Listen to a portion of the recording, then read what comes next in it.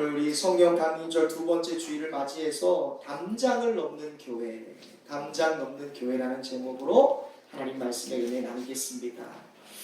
정채봉 작가가 쓴 만남이라는 글이 있습니다. 이 정채봉 작가의 만남이라는 글에는요 5가지 만남에 대한 이야기가 나옵니다. 첫 번째, 가장 잘못된 만남은 생선과 같은 만남이다. 왜? 만날수록 비린내가 묻어나니까. 가장 조심해야 할 만남은 꽃송이와 같은 만남이다. 피어있을 때는 환호하다가 시들면 버려지니까. 가장 비천한 만남은 건전지와 같은 만남이다. 힘이 있을 때는 간수하다가 힘이 다 닳을 때는 던져버리니까. 가장 시간이 아까운 만남은 지우개와 같은 만남이다. 금방의 만남이 순식간에 지워져 버리니까. 그러나 가장 아름다운 만남은 손수건과 같은 만남이다. 제가 이렇게 손수건을 항상 갖고 다녀요. 힘이 들 때는 땀을 닦아주고 슬픈 때는 눈물을 닦아주니까. 우리가 손수건과 같은 만남, 손수건과 같은 사람들이 되기를 소망합니다. 우리 옆에 있는 분에게 축복하겠습니다. 내가 땀을 닦아주고 눈물을 닦아주겠습니다.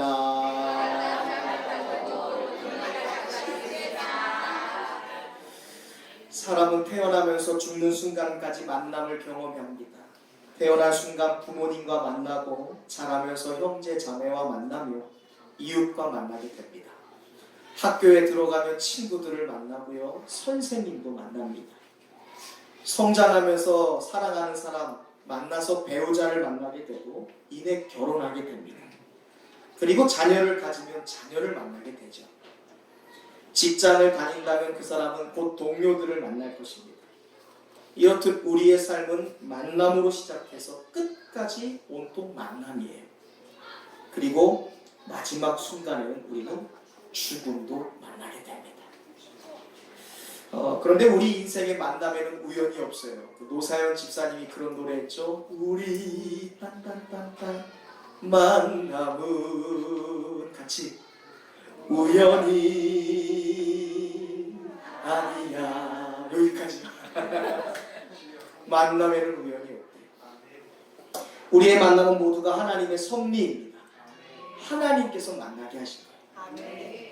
함께 살아가는 가족들, 내 아내, 내 남편, 내 자녀, 내 부모 어쩌다가 마주친 것이 아닙니다. 참 귀중한 존재예요. 귀중한 짝이고 귀중한 가족이고 귀중한 형제들입니다. 하나님이 만나게 해주셨다는 사실을 깨닫지 못하면 그 순간 우리의 만남은 불행해집니다. 그러나 이 만남이 하나님께서 만들어주신 필연적인 만남, 축복의 만남이라는 섭리를 깨닫게 될 때 우리 주위에 있는 한 분 한 분이 얼마나 귀하게 느껴지는지 모릅니다. 제가 지난주 월요일 저의 모교회인 안양교회에서 이 창립 80주년을 맞아 안양교회 출신 목회자들을 초청해서 힐링 캠프를 하는데 저희 아내와 자녀들과 함께 다녀왔습니다. 침대는 제공할 수 없지만 침대는 제공할 수 있지만 편안한 잠은 제공할 수 없다라는 말이 무색할 정도로 정말로 행복한 시간을 보냈어요. 월요일임에도 이미 수백 명에 달하는 봉사자들이 팀을 이루어서 정성을 다해 147명이라는 목회자 가족들을 섬겨주셨습니다. 그 모습에 순간순간 눈물도 나고요. 감동도 받았습니다. 먼저 음식 하나하나마다 의미가 담겨져 있더라고요. 그거를 설명해 주는 거예요. 예배실, 프로그램, 친교, 선물, 숙소, 그리고 심지어 화장실에 갔는데도 배려를 느꼈어요. 그런데 더 감사한 것은 제가 일상으로 돌아오면 그 감동이 끊어져야 되는데 일상으로 돌아왔는데 그 은혜와 감동이 이어지더라라는 거예요. 주중에 성도들을 만났습니다. 우리 성도들과 함께 예배를 드렸어요. 함께 기도하고요. 함께 차도 마시고 밥도 먹고 이야기 나누고 봉사하고 식사하는데 얼마나 제 마음이 행복했는지 몰라요. 교사로 처음 유치원에 들어가는데 그 어린이집에서 처음 부모 상담을 무사히 마쳤다는 소식에 마치 내가 무슨 성도들과 신방 잘한 것처럼 얼마나 행복했는지 몰라요. 자격증 시험에도 합격했다는 소식이 저를 기쁘게 춤추게 만들었고, 하나님, 제가 치유의 손길이 임하길 원해요. 저 디스크 있는 거 아시잖아요. 두통 있는 거 아시잖아요. 그런데 마치 침을 놓는 분이 오셔서 기도하는 마음으로 하나님, 이 침이 들어가지만 치유의 능력이 임하길 원합니다 했더니 기적과 같이 아픈 곳이 나았다라는 소식에 너무나 행복했어요.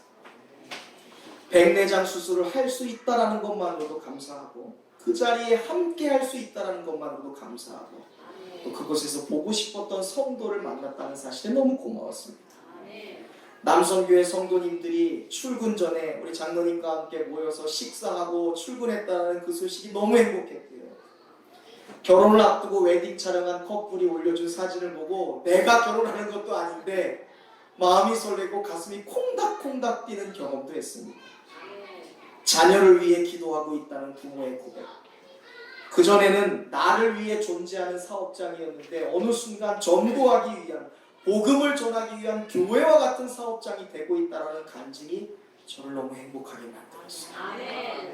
그런데 무엇보다 오늘 한 주의 시작점이니 거룩한 주일, 여러분과 함께 하나님을 예배하고 함께 찬양할 수 있는 이 기쁨 자리에 함께하고 있다는 사실이 오늘 저를 춤추게 합니다.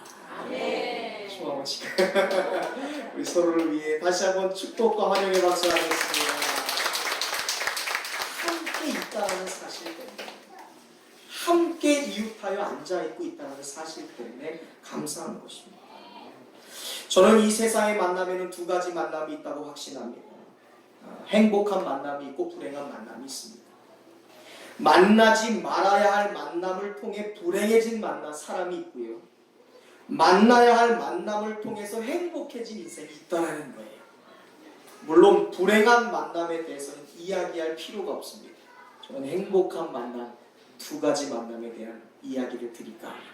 그것이 무엇인지 우리 한번 읽어볼까요? 행복한 만남은 딱 이 두 가지로 정리가 됩니다. 읽어봅시다. 시작. 상대적으로 행복한 만남, 절대적으로 행복한 만남. 만남에는 상대적으로 행복한 만남, 그리고 절대적으로 행복한 만남이 있습니다. 먼저 상대적으로 행복한 만남이라는 것은요, 좋은 직장 만나는 것, 좋은 부모, 좋은 선생님 만나고, 좋은 남편, 좋은 아내 만나는 것, 이게 상대적으로 행복한 만남입니다. 좋은 남편, 좋은 아내, 좋은 부모 만나는 것 굉장히 중요한 일입니다. 돈 벌어서 좋은 집 만나는 것, 좋은 차 만나는 것 행복한 것입니다. 그런데 이게 절대적이지는 않아요. 상대적이기 때문에 그렇습니다. 내가 좋은 집을 만났다고 생각했는데 나보다 더 좋은 집을 만난 사람, 내가 좋은 선생님을 만나고 좋은 부모와 좋은 반려자를 만났다고 생각했는데 나보다 더 좋은 반려자와 좋은 집과 선생님을 만난 사람을 보면 괜히 어때요? 시기가 나죠. 배 아픈 것입니다.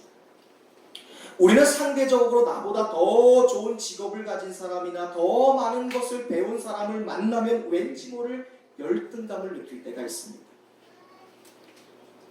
이런 여러 가지 사안을 종합해보면 상대적인 만남이란 절대적 행복을 보장하지 않습니다. 상대적이라고 할 때 그 상대성은 비교에서 오기 때문에 그래요. 저 사람이 나보다 얼마나 연봉을 더 받을까? 나보다 얼마나 더 좋은 직장을 다니고 있지? 이렇게 비교하다 보면 우리는 비교하기 때문에 두 가지 발생하는 현상을 만나게 됩니다. 우리가 이 상대적 행복 만나게 되는 두 가지의 경우인데, 한 목사님이 이것을 이렇게 설명했더라고요. 제가 운을 띄우면, 빨간색 운을 띄우면 여러분이 비교하기 때문에 상대적인 행복에서 오는 결과 두 가지, 여러분들이 운을 띄우면 읽어보세요. 교만해진다. 상대적인 행복은 이 두 가지의 결과를 맞이하게 됩니다. 비참해지거나 교만해진다. 내가 비교해서 나보다 저 사람이 낫다라고 생각하면 괜히 내가 비참해지고요, 열등감에 빠지게 됩니다. 반대로 또 비교해서 저 사람이 나보다 못하다고 생각하면 우월감이 생기고 이내 교만해지는 거예요. 결국 우리가 이 상대적인 행복을 쫓아 남과 나를 비교하게 될 때 열등감이나 우월감, 그리고 우리가 비참함과 교만함을 경험하게 되는데, 이 우월감과 열등함이라는 것은 두 개 다 행복의 요소가 아니라는 것. 비교하여 생기는 교만함이라든지 비교하여 생기는 비참함이라는 것은요, 행복이라는 단어와 절대로 먼다는 거예요. 그러니까 단순히 좋은 사람 만나고 좋은 집 만나고 좋은 차, 좋은 직장 만나는 게 행복을 보장하는 것이 아니라는 거예요. 절대적이지 않습니다. 결국 남과 비교하여 비참한 마음으로 열등감을 갖든 우월함에 교만해지든 상대적인 행복은 진정한 행복이 아닙니다. 그렇다면 절대적인 행복이 진정한 행복일진데, 이 절대적인 행복이라고 하는 것은 우리에게 가장 소중한 것을 주는 만남입니다. 그것이 바로 생명이에요. 생명을 주는 만남, 그 만남이 진정한 행복일진데, 이 세상에서 생명을 주는 만남은 유일합니다. 바로 예수 그리스도와의 만남입니다. 우리 함께 고백해 보겠습니다. 함께 스크린에 있는 말씀 읽어볼까요? 시작! 최고의 행복은 예수님과의 만남입니다. 아멘.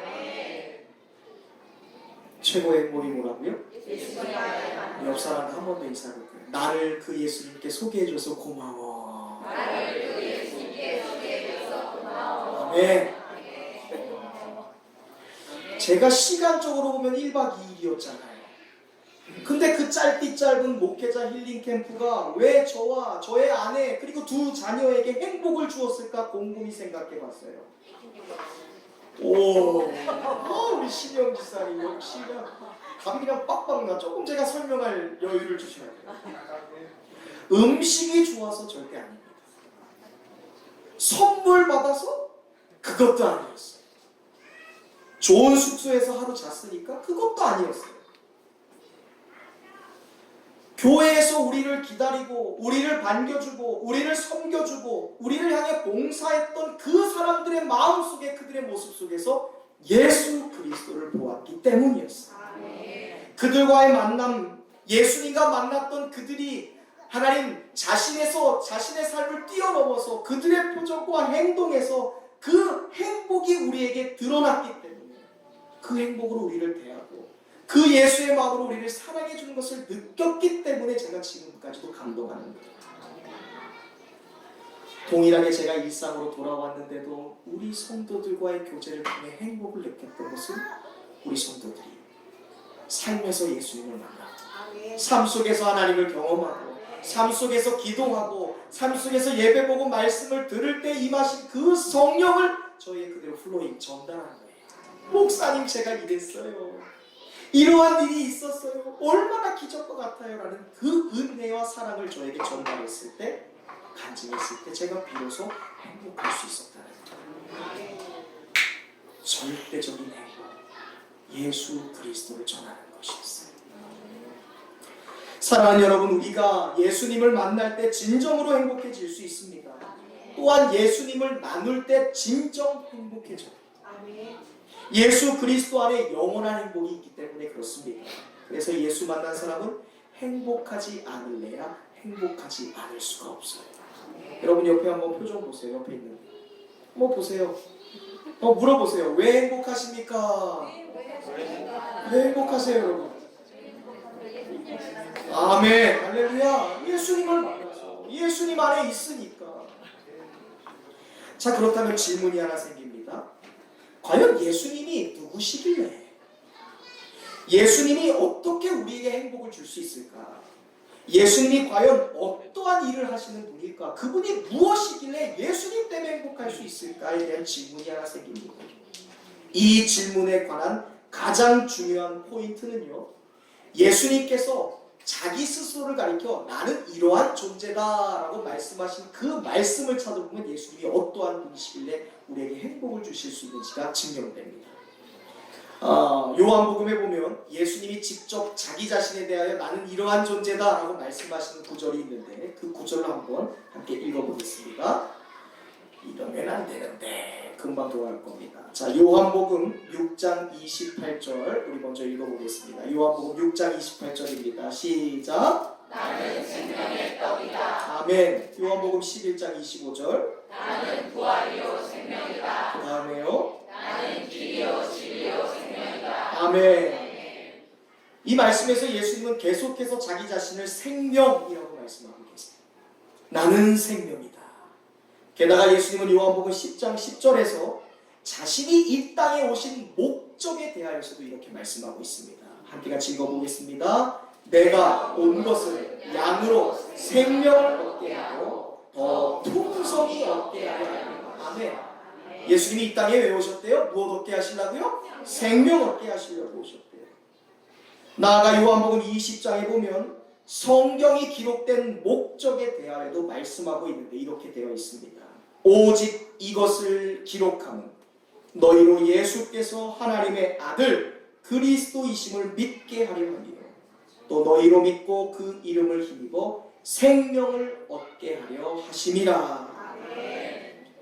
여러분, 여기에서 계속되는 강조점은 생명이 있습니다. 생명. 예수님이 생명이라는 거예요. 예수님은 생명을 주기 위해 이 땅에 오셨고 성경이 기록된 목적도 우리로 하여금 무엇을 얻게 하려고? 생명 얻게 하려고. 그래서 우리가 생명이신 예수님 때문에 행복한 거예요. 생명이구나.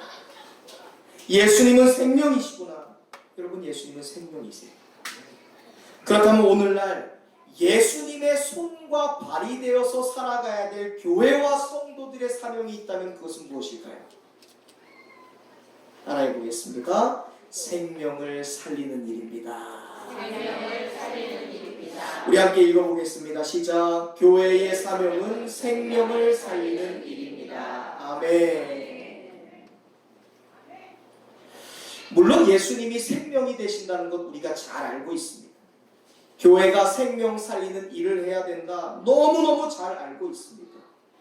그런데 단순히 예수님이 생명이시다, 교회와 성도는 생명을 나누어야 된다라는 것을 아는 것과 깨닫는 것, 그리고 이대로 살아가는 것과는 전혀 다른 문제의 이야기입니다.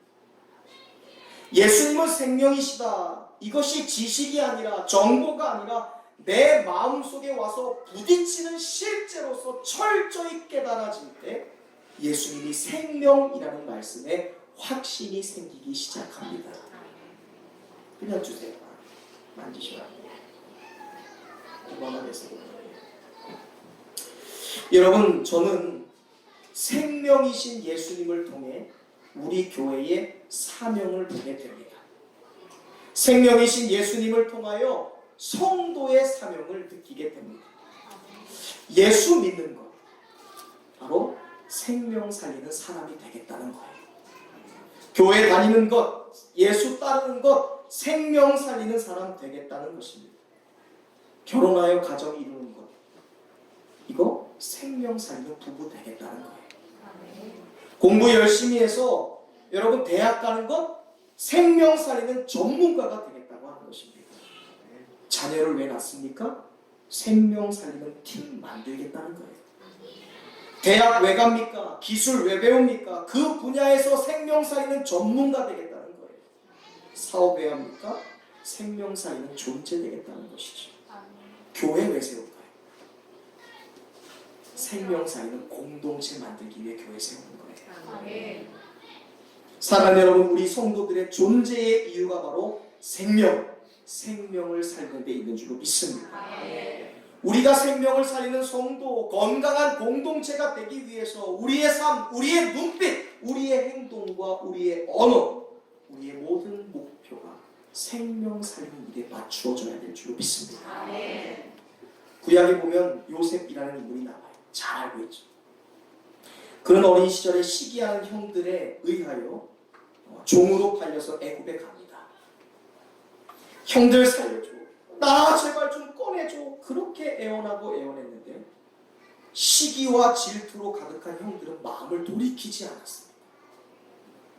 종으로 팔려간 곳에서 주인의 아내의 잠자리를 거부한 일로 말미암아 강간범이라는 억울한 누명을 쓰고 감옥에 갇혀요. 저는 요셉보다 억울한 사람은 전혀 만나본 적이 없어요. 그는 자기를 위해서 살아온 적이 단 한 번도 없습니다. 나의 이름을 위해 자기 꿈을 이루어 보겠다고 누구에게 해코지한 적은 더더욱 없습니다. 오히려 당할 만큼 당했어요. 억울한 누명 썼습니다. 맞을 만큼 맞아도 바보처럼 천치처럼 아무 말 하지 않았던 사람이 요셉이었습니다. 그랬던 그가 형들의 손에 팔려서 수만리 떨어진 타국의 종으로 팔려간 것도 모자라서 강간범에 누명을 쓰고 차디찬 감옥에 갇히게 되었는데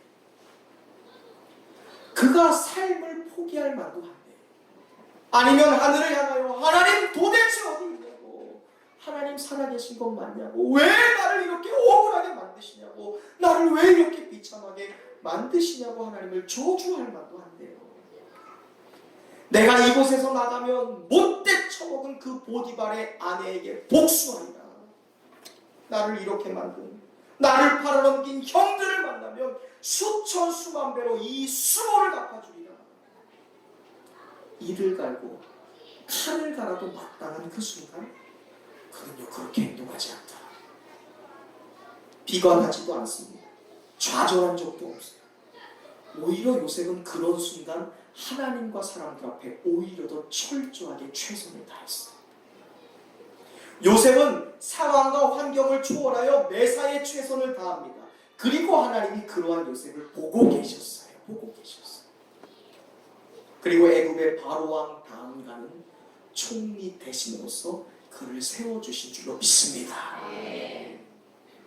먼 훗날 가나안 땅에 형들의 고향, 아버지의 고향에도 흉년이 들었어요. 그래서 형들이 곡식을 찾으러 꿈에도 모르고 애굽에 옵니다. 그리고 자기들이 엎드려서 곡식 얻으러 왔습니다. 엎드려서 자기들의 절을 받는 애굽의 총리가 자기가 팔아넘긴 동생일 거라고 꿈에도 상상 못했어요. 그런데 누군 알아요? 요셉은 알잖아요. 형들인 거 뻔히 알잖아요. 그런데 요셉이 역정을 해야 되는데, 복수를 해야 되는데, 그런 북받쳐오는 감정을 억누르고 자기를 팔아넘긴 뻔뻔한 형들을 향해, 형들은 나를 이곳에 팔았다고, 형들 어려워하지 마, 근심하지 마. 아니야. 형들이 팔아넘긴 것이 아니라 하나님이 형들을 구원해 주시려고, 하나님이 우리 민족과 우리의 가족들을 보호하시기 위해 나를 먼저 형들의 손에 맡겨서 이 땅에 보내주신 거야. 형들은 나를 죽이려 했지만 하나님은 그 죽음과 저주를 선으로 바꾸셨어. 그리고 오늘처럼 백성들의 생명을 구원하기 위해 나를 보내신 것이니 무서워하지 마. 두려워하지 마. 내가 형들과 형들의 아들, 식솔들, 모든 백성들 다 지키고 책임질 거야. 그들을 간곡한 말로 위로하였더라. 저는 무엇이 요셉의 저주를 선으로 바꾸었을까 생각해 봤어요. 과연 무엇이, 그가 어떠한 사람이었기에 복수를 용서로 바꿨을까? 과연 무엇이 요셉으로 하여금 죽음이 아닌 생명의 사람으로 살게 했을까? 창세기 49장 22절에 나오는 요셉의 아버지였던 야곱의 축복의 이야기를 통해 요셉이 어떻게 해를 서고 저주를 축복으로 그리고 죽음을 생명으로 바꾸게 됐는지 이 말씀에 나와요. 우리가 이 말씀을 한번 읽어보겠습니다. 야곱의 축복이라고 알려진 말씀인데 함께 읽어볼까요? 시작! 요셉은 무성한 가지 곧 샘 곁에 무성한 가지라. 그 가지가 담을 넘었도다. 아멘.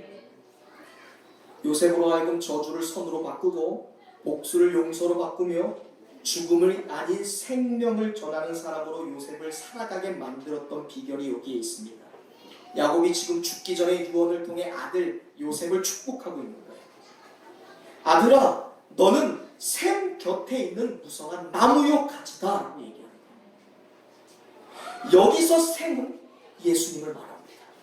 하나님을 말해요. 성령님을 말하는 거예요. 요셉은 하나님 앞에 심겨져 살았던 사람이라는 거예요. 요셉은 예수님 앞에 뿌리를 내린 사람이고 성령님과 동행하는 샘 곁에 가지와 같은 사람이었다는 거예요.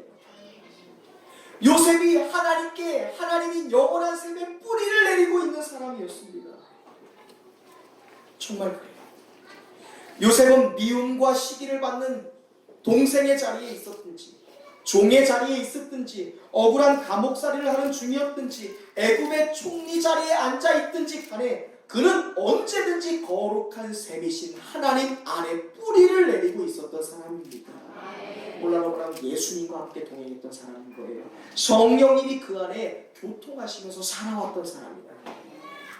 그 결과 요셉은 억울했고 요셉은 쓰라리고 속이 까맣게 타버릴 상황 속에 여전히 살고 있었지만 영원히 마르지 않는 생명 되신 하나님 안에 있었기에 그가 하나님 앞에 뿌리를 내리고 있었기에 그 하나님 안에 있는 영원한 사랑, 영원한 생명, 영원한 평화, 영원한 감사 아멘 하실 때까지 영원한 용서, 영원한 기쁨, 영원한 만족이 요셉이라는 그릇을 초월해버리는 거예요. 나는 지금 억울하고 힘드니까 나의 그릇은 저주해야 돼요. 그 그릇이 억울하고 누명 쓴 거니까 그 그릇은 죽음으로 갚아야 되는데 그게 뿌리가 누구에게 박혀 있으니까 이 셈이신 예수님 하나님 안에 박혀 있으니까 그의 한 개의 그릇을 초월하여 하나님의 생명이 용서가 사랑이 기쁨이 초월하여 나타나게 돼요. 담을 넘어가게 되었구나.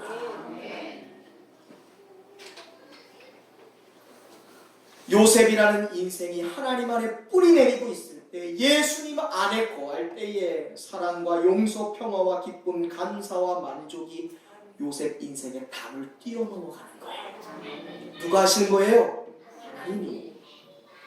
그래서 형제들을 포함한 온 이스라엘 백성한 구원의 생명의 전달자가 된 줄로 믿습니다. 저는 우리 교회가 이렇게 담장을 넘는 교회가 되기를 바랍니다. 저는 여러분의 인생이 우리의 인생의 한계를 뛰어넘는 하나님 안에서 흘러나오는 생명으로 우리의 인생에 담을 넘어갈 수 있기를 간절히 바랍니다. 사랑이 여러분의 담을 넘어가는 거예요. 기쁨이 여러분 가정의 담을 넘어가는 거예요. 재능이 여러분의 자녀의 담을 넘어가는 거예요. 담장을 넘는 교회. 이것이 하나님이 원하시는 교회예요. 담장 넘는 인생, 담장 넘는 부모, 담장 넘는 사업자, 담장 넘는 재능, 지식.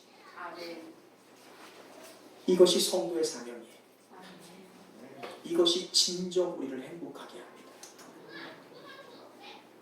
우리가 영원하신 셈 되신 하나님께 뿌리를 내립니다. 깊이 뿌리가 예수 안에 박힐 때에 하나님의 생명이 나라는 담장을 넘어 사랑의 담장이 넘는 교회, 은혜가 담장을 넘는 교회, 담장을 넘는 행복한 생명의 가지가 되는 거예요. 이것이 요셉의 복되게 한 비결이었어요. 자, 그렇다면 우리가 이 생명, 하나님 안에서 흘러나온 생명을 어떻게 우리의 삶의 담장을 넘길 수 있을까요?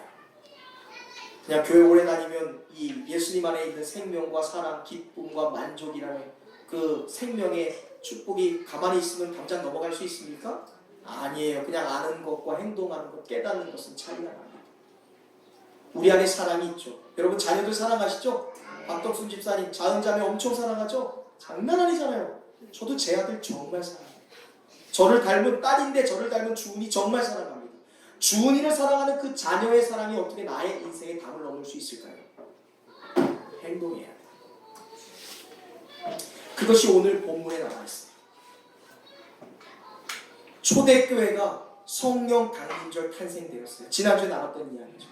초대교회가 성령 강림절을 맞이하여 교회가 탄생된 순간 초대교회가 행했던 일들을 보면 그것은 다 담을 넘는 일이었어요. 우리가 생명을 나의 삶에 담을 뛰어넘어 생명을 전하는 사람으로 살게 하는 비결이 오늘 본문에 있어요. 사도행전 2장 42절부터 47절 준비했지요. 우리 함께 읽을 수 있는 대로 읽어보겠습니다. 시작! 그들이 사도의 가르침을 받아 서로 교제하고 떡을 떼며 오로지 기도하기를 믿습니다. 사람마다 두려워하는데 사도들로 말미암아 기사와 표적이 많이 나타나니 믿는 사람이 다 함께 있어 모든 물건을 서로 통용하고 또 재산과 소유를 팔아 각 사람의 필요를 따라 나누어 주며 날마다 마음을 같이하며 성전에 모이기를 힘쓰고 집에서 떡을 떼며 기쁨과 순전한 마음으로 음식을 먹고 하나님을 찬미하며 또 온 백성에게 칭송을 받으니 주께서 구원받는 사람을 날마다 더하게 하시리라. 아멘. 우리가 예수 믿는 사람들로서 우리의 삶이 교회가 담장을 넘는 비결이 여기에 있어요. 특별히 빨간색 글씨한 것이 우리가 인생의 담장을 넘는 비결입니다. 초대교회가 담장을 넘었던 비결이에요. 이 시대에 사도행전적 인생을 사는 우리 교회가 해야 될 사명입니다. 42절 그들은 먼저 사도의 가르침을 받았어요. 서로 교제했어요. 함께 밥을 먹었어요. 그리고 기도하기를 힘썼습니다. 43절부터 그들 중에 기사와 표적이 많이 나타났는데 그 기사와 표적 중에 이러한 일들도 있었습니다. 44절 믿는 사람들이 함께 있어 모든 물건들을 어떻게 했다고요? 서로 통용했다는 거예요. 서로 나누었다는 거예요. 45절 자신의 재산과 소유를 팔아 누구에게? 각 사람에게 필요를 따라 나누어 줍니다. 46절 날마다 마음을 같이하여 어디에 모이기를 힘쓰고 집에서 떡을 떼며 기쁨과 순전한 마음으로 음식을 먹고 47절 누구를 찬미해요? 하나님을 찬미하니 온 백성에게 칭송받을 뿐 아니라 하나님의 역사가 더해져 교회와 사람이 부흥하는 역사가 있게 된 줄로 믿습니다. 오순절 마가의 다락방에 모였던 120명의 성도에게 성령이 임했습니다. 그들이 성령을 만나자 완전히 달라졌어요. 대단해 보였던 세상이 시시해 보이기 시작했습니다. 죽고 못 살던 직장이 자신의 돈이 별것 아닌 것처럼 보이기 시작했어요. 째째하게 느껴졌습니다. 무엇보다 이 말씀을 보니까 자기 것이 아니다라는 것이 깨달아지기 시작했어요. 성령님이 오니까 예수님을 만나니까 나의 것이 아닌 걸 깨닫게 되었어요. 우선순위가 뒤바뀐 것입니다. 다락방에 숨어 있을 때 그들이 다시 말해 담장 안에 있을 때는 왜 내게 재능을 주셨고 왜 내게 물질을 주셨고 왜 내게 직장을 주셨고 왜 내게 힘과 건강을 주셨는지 열정을 주었는지 자녀를 주셨는지 몰랐어요. 담장 안에 있을 때는 그저 나를 위해서 존재하는 거예요. 왜 나를 결혼하게 하시는지 몰랐어요. 나를 위한 것인 줄 알았습니다. 그러나 그들이 성령을 만났어요. 예수님을 만나고 하나님을 발견하자 하나님의 함께하심을 느끼자 비로소 깨닫게 되었는데 내 것이 아니라는 것을 깨달았어요. 내 자녀가 아니고 내 집이 아니고 내 음식이 아니고 내 재능을 위한 것이 아닌 것을 깨달았어요. 그들은 깨달은 것으로 끝내지 않고 행동하기 시작했습니다. 담장을 넘어갔어요. 서로 돌보며 필요한 사람들을 향해 나의 것을 나누기 시작했습니다. 내게 넉넉한 것 한 벌에도 불구한데 3벌 4벌 가지고 있었던 그리하여 1년 동안 옷장에서 한 번도 나오지 않은 그 옷들을 서로 나누기 시작합니다. 내게 있는 그 재능, 지식, 달란트 그거 갖고 있으면 뭐하나 그것을 소외된 사람들에게 나누기 시작합니다. 나의 지식, 나의 철학, 나의 재능 통용하는 역사가 일어났습니다. 기적이었어요. 우물 안에서만 나의 담장을 세우기 위해서 살았던 사람들이 예수님을 만나니까 자신의 것을 나누고 통용하며 서로 기도하고 서로 모이기를 힘쓰며 담장을 넘어가는 사람들이 된 줄로 믿습니다. 그때 세상 사람들이 그들을 통해 생명을 느끼기 시작했어요. 예수 믿는 것이 이거구나. 예수 믿는 사장이 이런 사람이구나. 예수 믿는 집사가 이거구나. 예수 믿는 사람들이 결혼한다는 것은 이것이구나. 믿게 됩니다. 나에게 자녀를 주신 이유가 이것이구나. 믿게 된다. 내게 건강을 주시고 내게 능력을 주시고 힘을 주신 이유가 이거구나. 나의 담장을 뛰어넘어가 서로를 살피고 돕고 베풀고 인내하고 긍휼하고 방해하는 그 순간 우리를 통해 생명이 나타나는 것을 세상이 보게 되었다는 것입니다. 그 물질을 어떻게 사용해야 되는지, 내 지능과 지식을 어떻게 사용해야 되는지, 내 기술을 어디에서 사용하고 내 시간과 열정을 어디에 투자해야 되는지를 분명히 깨달았어요. 무엇을 살리는 일에? 생명 살리는 일에 그것을 사용하기 시작했더라. 초대교회 성도들은 아는 것에서 멈추지 않았습니다. 깨닫는 것에서 멈춘 것이 아니다.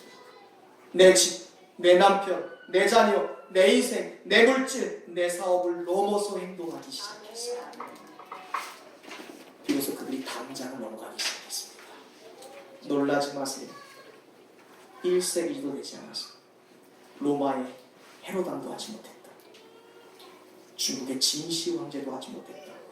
인종을 뛰어넘고 대륙을 초월하여 복음으로 통일한 그 사건에 당장 나의 인생, 우리 집, 내 자녀, 내 남편을 넘어갔던 사람들 소수에 의하여 이 역사가 일어난 줄로 믿습니다. 아멘. 여러분이 삶의 담장을 넘을 수 있기를 바랍니다. 여러분 사업장의 담장을 넘으세요.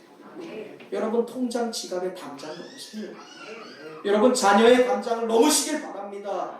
우리의 재능과 시간의 담장을 넘어서 그 재능을 온 세계와 열방 가운데 생명을 전하는 일로 사용할 수 있기를 바랍니다. 그게 우리의 삶이에요. 나만을 위해 꽁꽁 묶어놓는 것이 아니라 이미 가득 찼는데 나를 위해 더 큰 곡간을 쌓기 위해 노력하는 것이 아니라 그것을 통해 생명을 살리는 데 투자할 때 그때 비로소 우리가 절대적인 행복자가 될 줄로 믿습니다. 성령 만난 기쁨이 너무 커서, 예수 만난 기쁨이 너무 커서 그 감격이 담장을 넘어가는 거예요. 그것이 전도야. 나 혼자 예수 만난 기쁨이 넘쳐서 혼자 담장 안에 있는 것은 은혜 받은 거예요. 그런데 그 은혜가 담장을 넘는 것이 전도하는 거예요. 오늘 우리 조정숙 집사님, 조영희 집사님이 이 자리에 나온 것, 예수님을 만난 기쁨이 너무 커서 그 기쁨이 담장을 넘은 박동순 집사님의 생명 살리는 일로 인하 이 자리에 나온 거예요. 은혜이죠. 우리도 누구든지 이 생명을 살리고자 하는 누군가의 담장을 넘은 그 행위로 우리가 이 자리에 있는 줄 믿습니다. 우리는 그 생명을 살리는 일에 빚진 사람들이에요. 우리가 해야 될 일은 별거 없습니다. 그냥 받은 은혜, 전달받은 그 생명을 우리의 삶에서 플로잉 전달하는 거예요. 여보, 내가 오늘 갔던 이 생명이 있더라. 남편에게 전하는 거예요. 사랑하는 나의 딸아, 너의 비전이 없어서 네가 지금 어디로 가야 할지, 누구를 만나야 될지, 어느 순간까지 나아가야 될지 모호하지. 생명 살리는 일이야. 그것이 너를 가치 있게 만드는 일이야. 여보, 우리가 사업해야 되는 이유가, 우리가 돈을 모으고 건강해야 되는 이유가 생명을 전달하고 그 생명을 살리는 일이 있어요. 그것을 전달하는 거예요. 그때 우리의 인생과 가정이 진짜 행복한 가정과 인생이 될 줄로 믿습니다. 생명 살려야 해요. 그러기 위해서 예수 잘 믿어야 되죠. 전도하고 선교해야 됩니다. 기도해야 되는 것 압니다. 우리 중에 예수 안 믿는 사람 없어요. 우리 중에 기도 안 하는 분 있어요? 135 기도 안 하시는 분? 우리 중에 말씀 안 읽으시는 분 있습니까? 주일날 교회 안 오고 다른 데 가시는 분 없잖아요. 그런데 그것으로 부족한 거예요. 생명 살리는 것은 나라는 담장을 넘지 않고는 절대 생명 살릴 수 없습니다. 나의 그 신앙적 다짐이 우리의 가정의 울타리, 나의 직장의 울타리, 나의 재능의 울타리를 넘어야 됩니다. 그리하여 우리는 사도행전적 교회가 되어야 될 줄로 믿습니다. 여러분, 사도행전은요, 사도들의 행적이에요. 사도들의 행전이에요. 과연 예수님 만나서, 성령님 만나서 그들이 변화되고 담장을 넘어갔는데 그들의 담장을 넘은 결과가 어떻게 정리가 될까요? 그들의 담장을 넘었던 그들의 이야기는 어떻게 맞춰지게 될까요? 분명히 사도행전의 마지막 말씀을 보면 그들의 마침 내용이 나옵니다. 그 말씀의 내용을 보죠. 예수님 만나서 담장을 넘어갔던 사람들의 마지막 이야기가 사도행전 28장 31절에 나와 있습니다. 한번 읽어보시죠. 시작! 하나님의 나라를 전파하며 주 예수 그리스도에 관한 모든 것을 담대하게 거침없이 가르치자. 아멘.